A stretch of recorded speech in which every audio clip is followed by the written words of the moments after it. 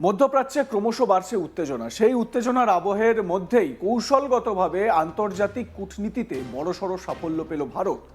টানা 3 দিনের মধ্যে হরমুজ প্রণালী পেরিয়ে দেশের বন্দরে পৌঁছলো তৃতীয় জ্বালানিবাহী জাহাজ।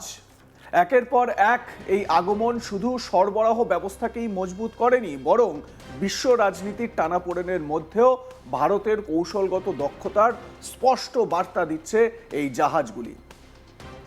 সোমবার এবং মঙ্গলবার এলপিজি বোঝাই দুটি জাহাজ ভারতে পৌঁছেছিল, আর বুধবার তারই ধারাবাহিকতায় বিপুল পরিমাণ অশোধিত তেল নিয়ে গুজরাটের মুন্দ্রা বন্দরে ভিড়ল ভারতীয় তেলবাহী জাহাজ জাগলারকি। জানা গিয়েছে এই জাহাজে রয়েছে 80,886 মেট্রিক টনেরও বেশি অশোধিত তেল বা ক্রুড অয়েল। সংযুক্ত আরব আমিরশাহী থেকে এই বিপুল পরিমাণ তেল নিয়ে এসেছে জাহাজটি, যা ভারতের জ্বালানি সুরক্ষার ক্ষেত্রে অত্যন্ত গুরুত্বপূর্ণ বলে মনে করা হচ্ছে। এই সেই তৃতীয় জাহাজ যেটা আপনারা এই মুহূর্তে দেখতে পাচ্ছেন। বুধবারই এটি গুজরাতের মুন্দ্রা বন্দরে নোঙর করেছে, অর্থাৎ এটি পৌঁছে গিয়েছে ভারতে। এবং স্বাভাবিকভাবে এই জাহাজগুলো ওই হরমুজ প্রণালী বা স্ট্রেট অফ হরমুজ দিয়ে আসায় সারা বিশ্বের কাছে একটা ভারতের যে অবস্থানগত গুরুত্ব, সেই গুরুত্ব বৃদ্ধি পাচ্ছে। যেখানে ইরান হরমুজ প্রণালী সবার জন্য বন্ধ করে দিয়েছে, আমরা দেখেছি এর আগে বেশ কিছু জাহাজে ইরান অ্যাটাক করেছে। ময়ূরী নারী নামে একটি থাইল্যান্ডের জাহাজ, সেই জাহাজে হামলা চালানো হয়েছিল, সেই দৃশ্য আমরা সবাই জানি। তারপরে শুধুমাত্র ভারতের জন্য, ভারতের পতাকাবাহী যে জাহাজগুলো, সেই জাহাজগুলোর জন্য হরমুজ প্রণালীকে যে ইরান খুলে দিয়েছে, ভারতের কূটনৈতিক দক্ষতা কোন জায়গায় সেটা এটার প্রমাণ।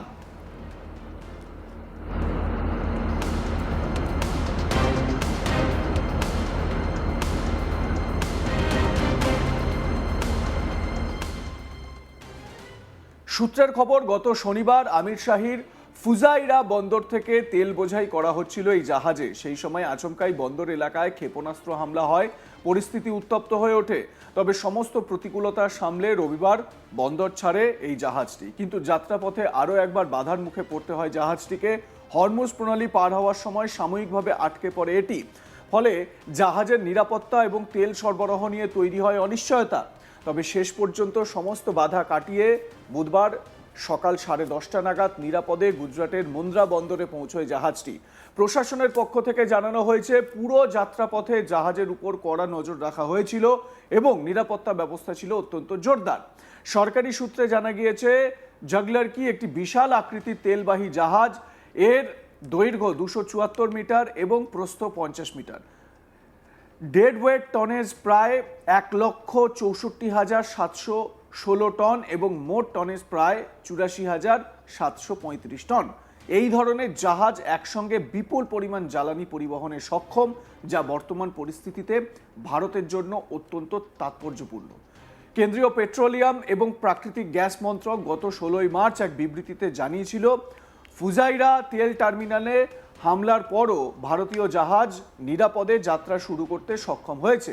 অন্যদিকে আদানি পোর্টসের তরফে দাবি করা হয়েছে, বর্তমান যুদ্ধ পরিস্থিতিতে জ্বালানি সংকট সামাল দিতে এই জাহাজ গুরুত্বপূর্ণ ভূমিকা পালন করেছে। বিশেষজ্ঞদের মতে এই ঘটনাটি শুধু একটি জাহাজের নিরাপদ প্রত্যাবর্তনের গল্প নয়, বরং ভারতের দীর্ঘমেয়াদী জ্বালানি কৌশলেরই প্রতিফলন। বর্তমানে ভারত তার প্রায় 88% অশোধিত তেল, 50% প্রাকৃতিক গ্যাস এবং 60% এলপিজি আমদানি করে থাকে। ফলে আন্তর্জাতিক বাজারে সামান্য অস্থিরতায় দেশের জ্বালানি নিরাপত্তার উপর বড় প্রভাব ফেলতে পারে। 28শে ফেব্রুয়ারি ইরানের উপর আমেরিকা ও ইসরায়েলের হামলা এবং তার পাল্টা জবাবের পর পশ্চিম এশিয়ার পরিস্থিতি জটিল হয়ে উঠেছে। প্রত্যেক দিন জটিল থেকে জটিলতর হচ্ছে বলা যায়। এই পরিস্থিতিতে তেল সরবরাহে অনিশ্চয়তা তৈরি হয়। এর আগে ভারতের অশোধিত তেলের অর্ধেকেরও বেশি সরবরাহ আসত সৌদি আরবিয়া এবং সংযুক্ত আরব আমিরশাহীর মতো দেশগুলি থেকে। কিন্তু বর্তমান পরিস্থিতিতে সেই নির্ভরতার কাঠামোয় পরিবর্তন আনার চেষ্টা চলছে বলেই মনে করছেন বিশ্লেষকরা। বিশেষজ্ঞদের একাংশের মতে, ইরানকে ঘিরে অস্থিরতার কারণে ভারত এখন বিকল্প উৎসের দিকে বেশি জোর দিচ্ছে। রাশিয়া থেকে তেল আমদানির পরিমাণ কিছুটা বাড়ানো হয়েছে বলেও ইঙ্গিত মিলছে। এর ফলে সরবরাহ ব্যবস্থাকে আরও বহুমুখী করা সম্ভব হয়েছে এবং কোনো একটি অঞ্চলের উপর নির্ভরতা কমানো যাচ্ছে। একই সঙ্গে এই ঘটনাকে কেন্দ্র করে আন্তর্জাতিক কূটনৈতিক মহলেও নতুন করে আলোচনা শুরু হয়েছে। আমেরিকার তরফে সাময়িক কিছু ছাড় দেওয়া এবং তারপরেই তেলবাহী জাহাজের রুট পরিবর্তনের ঘটনাকে ঘিরে নানা প্রশ্ন উঠছে। এই দুই ঘটনার মধ্যে কোনো যোগসূত্র রয়েছে কিনা তা নিয়ে বিশ্লেষণ চলছে কূটনৈতিক মহলে। দেখুন, আমরা যদি একেবারে প্রথম থেকে ঘটনাক্রম দেখি, 28শে ফেব্রুয়ারি আমেরিকা এবং ইসরায়েল যৌথভাবে ইরানে হামলা চালালো। ইরানের সুপ্রিম লিডার সেই সময়ের আয়াতোল্লাহ আলী খামেনিকে তারা মেরে ফেললো। তারপর ইরান পাল্টা আঘাত করলো মধ্যপ্রাচ্যে বা পশ্চিম এশিয়ায় আমেরিকার যে অ্যাসেটগুলো রয়েছে বা ইনস্টলেশনগুলো রয়েছে সেই জায়গাগুলোতে, যেরকম ধরুন সৌদি আরবিয়া, যেরকম ধরুন কুয়েত, কাতার, এই জায়গাগুলোতে হামলা চালানো শুরু করলো ইরান। তাতে করে আমেরিকার মূল ভূখণ্ডে সরাসরি না হলেও আমেরিকার যে সমস্ত ইনস্টলেশনগুলো এখানে রয়েছে সেই জায়গাগুলোকে ধ্বংস করা যায়। কিন্তু আখেরে এর জেরে মধ্যপ্রাচ্যের এই দেশগুলো তারা বিপাকে পড়ছে এবং তাদের আয়ের মূল উৎস হচ্ছে গিয়ে এই ক্রুড অয়েল। এই ক্রুড অয়েল বা এলপিজি এইগুলো রপ্তানি করা, এটাই হচ্ছে গিয়ে তাদের মূল আয়ের উৎস। সেই মূল আয়ের উৎসে একটা বড় ধাক্কা খেলো।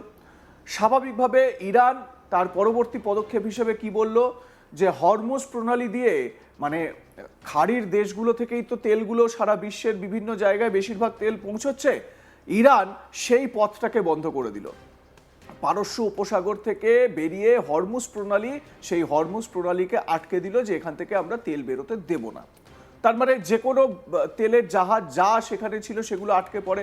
ভারতের তেলের জাহাজগুলো সেখানে আটকে পড়ে, গ্যাসের এলপিজির জাহাজগুলো সেখানে আটকে পড়ে। এরপর ইরান একটা মাস্টার স্ট্রোক দিল। কি মাস্টার স্ট্রোক? সেটা হচ্ছে একমাত্র ভারতের জন্যই যেই জাহাজগুলোতে ভারতের পতাকা রয়েছে, ইন্ডিয়ান ফ্ল্যাগ শিপগুলো, সেই শিপগুলোর জন্যই হরমুজ প্রণালীকে ইরান খুলে দিয়েছে। আর এটা যে শুধু কথার কথা নয়, সেটা আপনারা এই জাহাজগুলোর ভারতের বন্দরগুলোতে প্রবেশ করা থেকে বুঝতে পারছেন। শিবালিক, নন্দা দেবী এবং তারপর এই জগলারকি, এই জাহাজগুলো যে পৌঁছলো, নোঙর করলো, এতেই এর প্রমাণ। এটা গেল একটা দিক। এবারে দেখুন, বাদী বিবাদী পক্ষ হচ্ছে গিয়ে আমেরিকা, ইসরায়েল, ইরান। ইরান ভারতের জাহাজগুলোকে ছাড় দিয়েছে। অন্যদিকে আমেরিকা কি বলছে?